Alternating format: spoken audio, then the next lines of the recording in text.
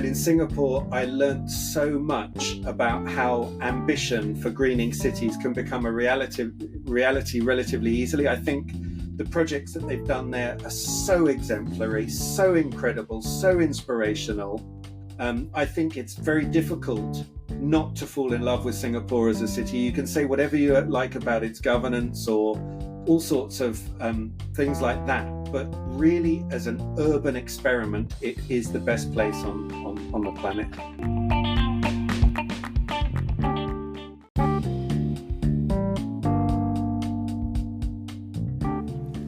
Welcome to Rethink What Matters, the podcast dedicated to aligning the economy and ecology with everyone for improved business performance, stronger families, and a greener, cooler planet. And today I'm joined by John Goldwyn, landscape architect and master planner and founder of Wildfifteen. And we're going to be discussing greening cities.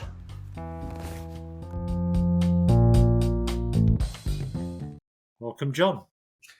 Thank you very much, Paul. It's very nice to be here. Brilliant. So yeah, it's great to be able to catch up with you, and it's great to be able to speak with you on this podcast because we've had the podcasts that we've done so far have been biophilic cities, and we're going to be doing biophilic design, green roofs, living walls, rain gardens, urban biodiversity, integrated solar green roofs, biomimicry, actually that's coming, permaculture, as well as indoor vertical farming and even sustainable development. I'm thinking that on this podcast we'll be able to bring a lot of subjects together. Perhaps if we could start off though with Wildfifteen, if you could tell us a little bit about that first.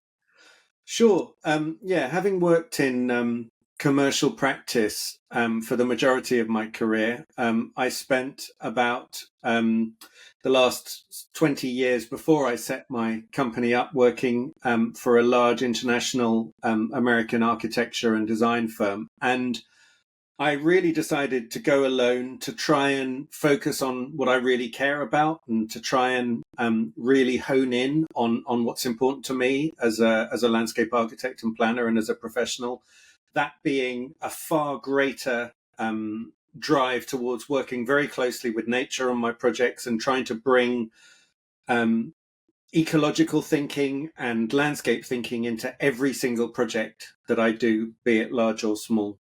My experience has often been with resorts, and so I'm now focusing really on eco resorts and obviously other elements of urban planning. So very focused and very, very ecologically focused now. It can be great to talk about your projects and some of the case studies that you have in the podcast. But just having read out that list of items there, so biophilic cities and biomimicry, for example, is urban planning, and is urban planning even the right term to be using? But has urban planning really changed a lot over the last few years or decades? Yeah, that's an excellent question, because urban planning means something different to each different person who works in the field of the built environment. And with a focus on international work, which is, I guess, where I've been for the last 20 or 25 years, urban planning really has evolved a lot and it has changed a lot. I think there was a moment when people felt that urban planning was a snapshot of a city or of a project and creating that snapshot as a commission, whereas now I think there's more of an understanding that it's a manipulation of systems and understanding how landscape and the built environment are woven together. And I think that's reflected in both policy, but also the kind of projects that private companies are creating as well. Okay, and is it a recognition that the cities that we live in affect our well-being as well?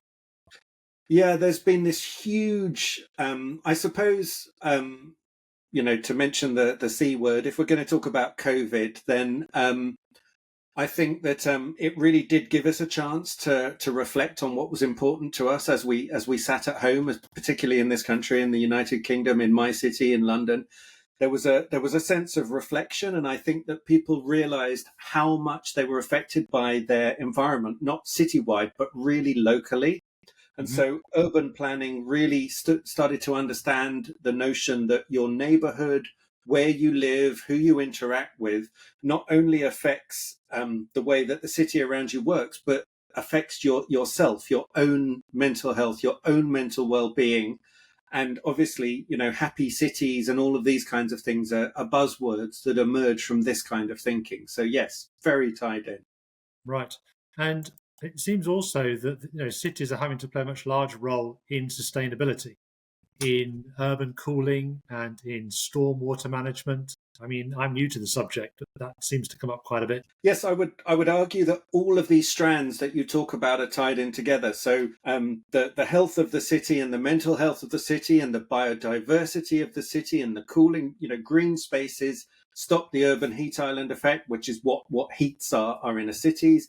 Increased biodiversity is good for air quality, as well as the biodiversity. We're an animal as well. It's not only the birds and the insects that we're helping. So there's also the notion of food in cities and how we grow urban orchards and urban farming. And so you can actually speak very much into the way that the city is functioning as an organism itself. And then all of these other strands, from green roofs to green walls to biodiversity to reducing urban heat island effect to improving drainage in cities, all of these things are very, very tied in together through the lens of the landscape. So are we really trying to turn the cities into the countryside? No, I think that we need to learn from the best of the countryside and bring some of those incredible ideas because again, the countryside is also cultivated. It's not something, it's not wilderness. We don't live surrounded by wilderness. Our countryside is highly managed, highly farmed, highly maintained. But I think that it's about understanding what we love about the countryside and what we love about the cities, and there being this beautiful blend between green space in cities and the countryside, again, being the way that it is. I mean, there's certain elements like the density of population that means that the countryside is a bit of anathema to cities, but there's certainly an interesting parallel, I think, that we're drawing as designers between the two. I'd like to get your opinion, with all your experience, on let's start off with biophilic cities or biophilic design. Sure. I think that I think I was only made aware of the term biophilia probably 5 or 6 years ago. So it's something that's relatively new in my own vocabulary, but I think it's something that I've always felt for as long as I've been alive, that mankind has this inherent affinity with nature that actually boosts us when we feel it. I mean, I think that it's something that the soft shapes of nature, the sounds and the textures of nature are something that obviously people feel comfortable with. As we've only industrialized relatively recently in our history as a species, we have a lot of affinity with nature. And I think that is absolutely relevant in cities. I think that you can feel it. Our favorite spaces in cities are often parks. I'm lucky enough to live in London. I'm surrounded by some of the best open spaces in the world-class parks, and the beautiful river that breathes life through the city as well. So I think that biophilia in cities is, as I said, it's something that's always, as long as, certainly since we've industrialized, it's been there. And it's also been used to raise the value of property. If you think about Regent's Park in London, that was laid out to raise the value of adjacent property. There was a study by the Royal Institute of Chartered Surveyors that each street tree raises about £1 million worth of uplift on the surrounding property that are close to it. So you do see that the economics and the sort of biophilic factors can work very nicely together. And I don't think there's anything wrong with a city being based on solid economics and positive economics, and the sort of biophilia fits very strongly into that. And can I also go then about biomimicry? Yeah, again, I mean, some of the best design has often taken its cue from nature. You think about everything from Fibonacci series that appear in nature through to the hive of a bee, which is created from very strong hexagonal structures, which have an incredible structural integrity, similar to the core of bones, which have again this very, very structural system to them that architects and designers have used through different designs. To me, it's not something that should almost be pulled out as something specific. It's part of a bigger design story, and so I think that it's one of these buzzwords again, like biophilia. I think it's something. Of course, it's very relevant, and of course, it's part of what we do. But again, I think in the same way as people tend to react well to soft shapes and gentle, voluptuous curves in landscapes and in nature, there's something there that it's almost beyond the words that we use to describe it. It just feels nice to us as people. Has the role of the landscape architect changed over the years then, so that you'd be working a lot more closely now with the architect? I think the role of the landscape architect has evolved enormously over the last few years, over the last couple of decades. There, I think, was a time that people understood that landscape architecture was garden design's big sister or big brother. The idea that it was more public space than garden space, and that landscape architects worked with teams of built environment specialists to create the landscape elements. I think now, especially with looming climate catastrophe and all sorts of sort of doom mongering around the future of humanity, the role of the landscape architect couldn't be more relevant than it is now, because it's about two things. Firstly, mitigating and working with the world that we've now created for ourselves. So in terms of resilient landscapes and working to make sure that we can still exist in the present, but also planning towards making some inroads against the kind of damage that mankind has made against nature and against the climate. So I think the stakes are much higher, and I think that the industry, that the profession really is starting to see that. I think because I've been lucky enough to work globally, I managed to use my landscape architectural knowledge far more in urban planning and resort planning on a larger scale, often in the absence of architects, or with architects working on specific building projects within the structure. So I don't think it's necessarily quite as in lockstep with architecture as you might think it was. And on your website here, I'm very interested in your principles. I'd like to touch on those, if we may, just briefly.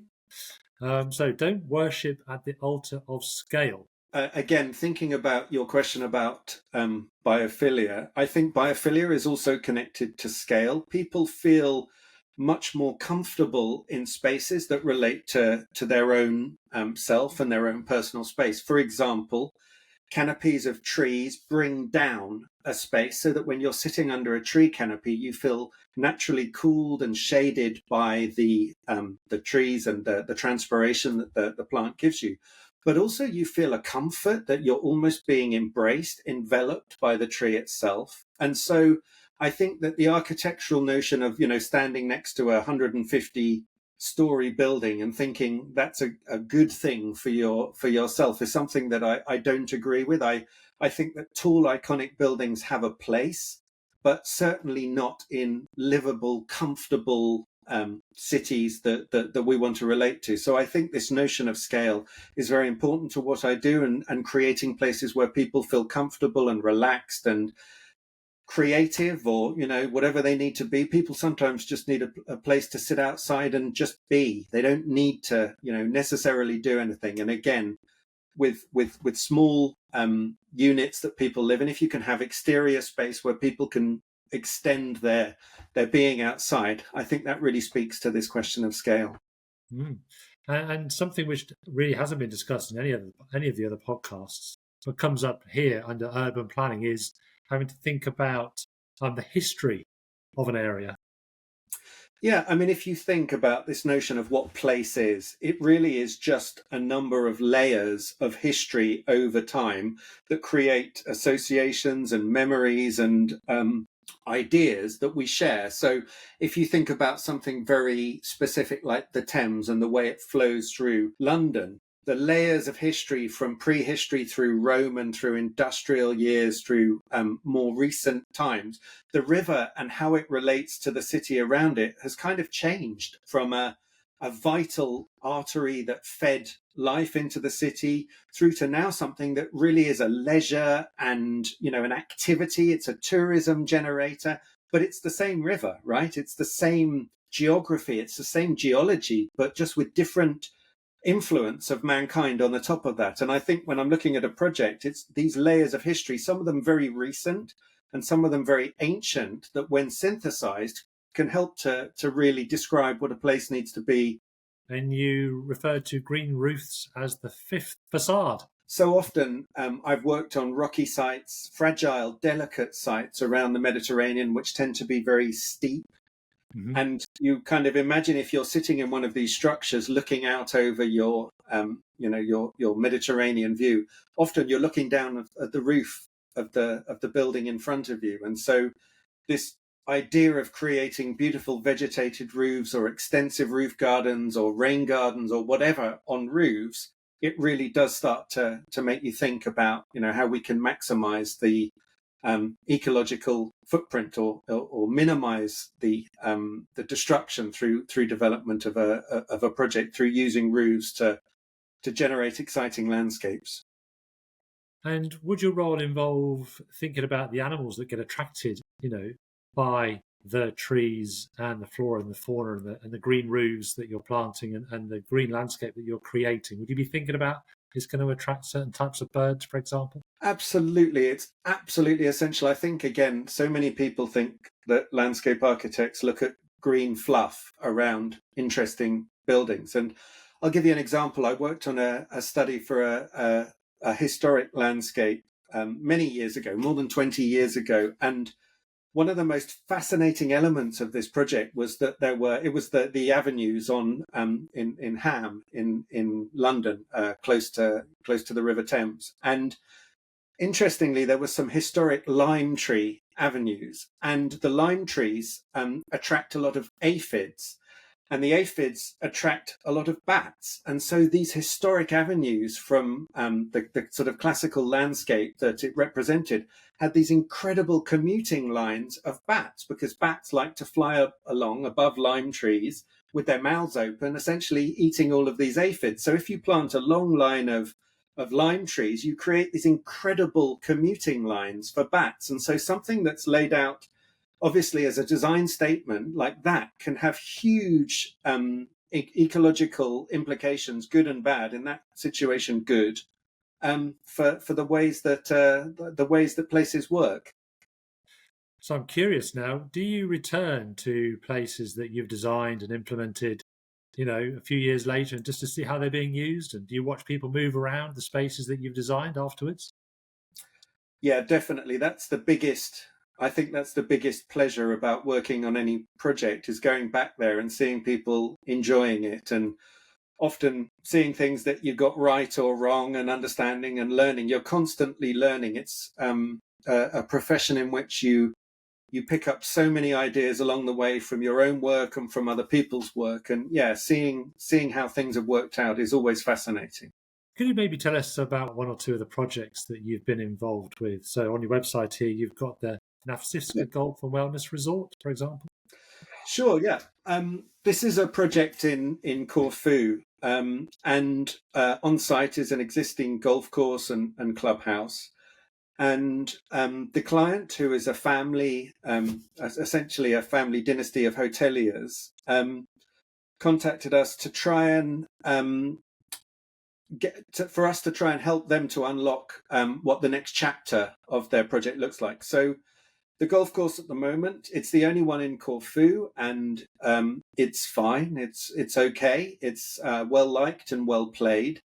But we worked with world-class golf architects and a team of other consultants to actually turn this project into essentially an eco resort, a boutique luxury eco resort. And currently, every year, there are huge seasonal floods, huge seasonal rains, and they wash through the site, cause damage, and create lots of problems. And the idea with the new master plan is that we capture the seasonal water, create beautiful lakes and water bodies, swimming lagoons, and essentially canals that can run through the project. And we sort of celebrate this water through the dry season as well. With that in mind, we can use the water for irrigation on the golf course. We can use the water as frontage for hotel rooms to create beautiful spaces with little lodges looking out over these fantastic wetlands. We can improve biodiversity by having marginal areas with plants and obviously invertebrates and all sorts of incredible things that will happen as a result of the ecology of the water.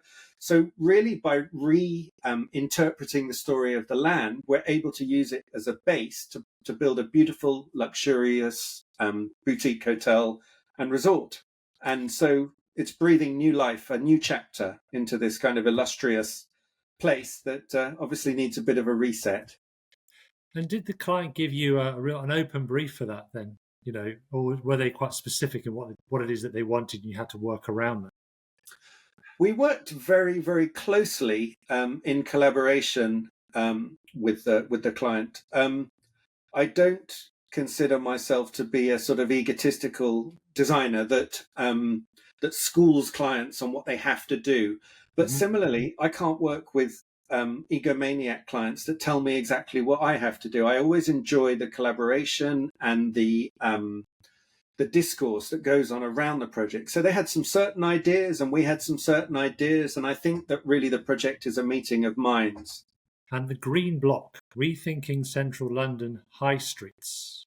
Could you tell us a little bit about that? Is that something you... Sure, yeah. This takes me back to 2016 when we started as a group in my last company where I was previously working. As we had a competition for interesting and radical innovation ideas, and one of the teams thought about a product, if you like, a sort of green construction product where the building block itself was living. So whether it be a combination of interior and exterior space, but essentially each part of this landscape was a product. But I worked with the team in the office, and we very quickly realized that the products of this ilk already exist. I'm sure you're having podcasts with people who work exclusively with green walls and green roofs and green interiors, etc., etc. So we started to almost treat it as a manifesto for the city, as an ideology for the City of London, or indeed any city, whereby people can start to actually reclaim some of the land that's been taken for roads and for car parking and essentially hard spaces, and turn them into something far more ecological, something far more verdant, and something that lives. And so using a kit of parts of all the existing other products that exist, we came up with an ideology and some visuals which people can spot online by looking up WATG Green Block. And they can essentially see these ideas in execution. The idea being that as we have more autonomous cars in the city and more ride sharing, we need essentially less car parking in our city centres. It's controversial, but it's a fact that we are going to become less reliant on personal cars and more reliant on shared transport systems, giving us the ability to claw back some of this space. And so really these ideas synthesize with giving kids somewhere in the center of cities, green spaces to learn about nature, the places for mindfulness and relaxation and yoga in cities, places for urban farming and urban agriculture, places to reabsorb surface water. All of these ideas were then tied back into this sort of manifesto, and we used Sadiq Khan, the mayor's national park city, making London a national park city, as this vehicle to create all of these visuals and all of this buzz and all of this idea. And it really has permeated so much through some of my recent work as well now. People see these visuals and they love them and they catch on to them, and they want a piece of it. So, what was the final outcome of that work? Yeah. I mean, to be clear, it was an initiative I led because I thought it was the right thing to do. I remember one of my university lecturers always said to me, if you can't find a client for an idea, then, create a great idea and then clients will follow you. And it really was an example of that. And we ring-fenced budget and brainstorming time for the product itself. And we used it really just as a thought leadership piece. And it's extremely powerful in marketing my understanding and my ideas for cities, and people often see it and say, we want to have some of this in our project. So it's kind of spread from being a thought leadership piece to being resident now in lots of my projects. Can you tell us which cities inspire you the most? Wow, that's a very good question. I would say really two places. Obviously, London, where I was born and raised, never ceases to amaze me. This cellular collection of villages that we call London is brilliant, and I love to cycle through it, and I love to walk through it, and I love to follow the river. I was lucky enough to be brought up in a house that was looking at the river, so I have a connection with the river that runs through the city. So London inspires me. It's constantly changing, but not at the pace of Shanghai or Hanoi or something like that. So that's my first my first suggestion for that. But my second would be Singapore, where I lived when I first graduated. There was very little work. It was quite a long time ago now, in the late 90s, and there was very little work here. So I jumped on a plane and went to live in Bangkok first, and then in Singapore. And in Singapore, I learnt so much about how ambition for greening cities can become a reality relatively easily. I think the projects that they've done there are so exemplary, so incredible, so inspirational. I think it's very difficult not to fall in love with Singapore as a city. You can say whatever you like about its governance or all sorts of things like that, but really as an urban experiment, it is the best place on the planet. And what about those that inspire you least? Well, it's got to be said, anywhere that's been designed around the automobile and hasn't really moved away from that, I have a problem with. So I do struggle a lot with a lot of North American cities. I've traveled to a lot of them. I was a board member on an American company for many, many years, and I've been to many of the iconic North American cities. And I really do struggle with the systems that are put in place when cars are in charge. Elements like parking garages straight above the street, where you drive into a building and the first few stories of a building are a parking garage.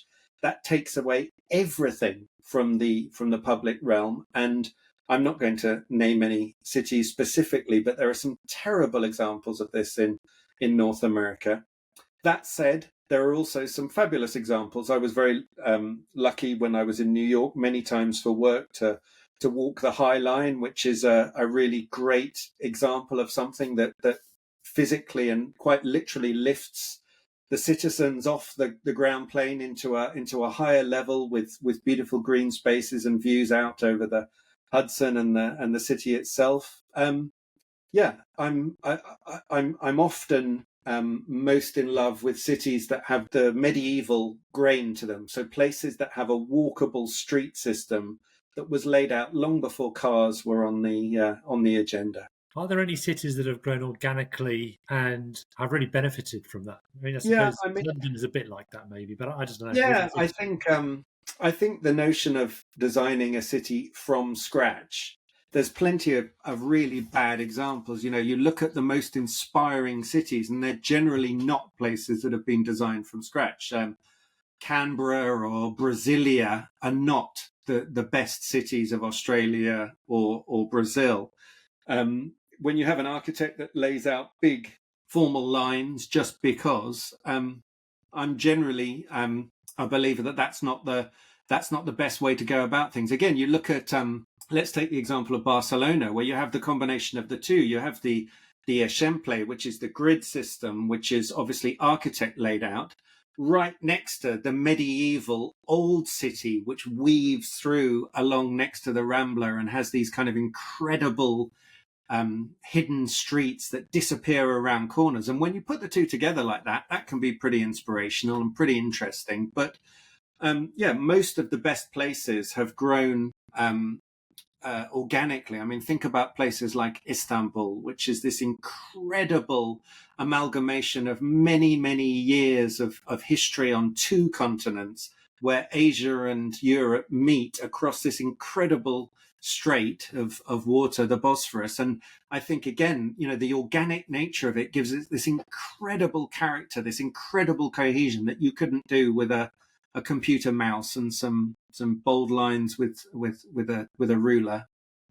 And do you have an opinion on Paris? Yeah, I mean, again, Paris is very interesting in terms of what they tried to do recently with walkable communities and smaller neighborhoods to try and take some of the the sort of more bolder moves away from the city, which I think is very interesting. When you look at Paris next to London, Paris has these incredible nodes that connect with grand boulevards, the Champs-Élysées being the most famous. And then you look at London, nothing is straight, nothing quite lines up. Everything is very ad hoc. You think about the connection from Buckingham Palace down to Hyde Park Corner and then off up, Constitution Hill. Nothing is in a straight line. Whereas in Paris, obviously, these things are very, very deliberately laid out. I'm just thinking about the way things are changing, the way things have changed in the last decade or so, in terms of technology, in terms of materials. Is that having an impact on your work at all? Yeah, I'm a strong believer that we have to take technology and own it and be at the center of it. So I'll use the example of AI, of artificial intelligence. I believe that artificial intelligence puts the designer at the center of a far bigger brain. So by using AI, I'm able to layer on ideas that help me to do things far better than I could have done without the AI.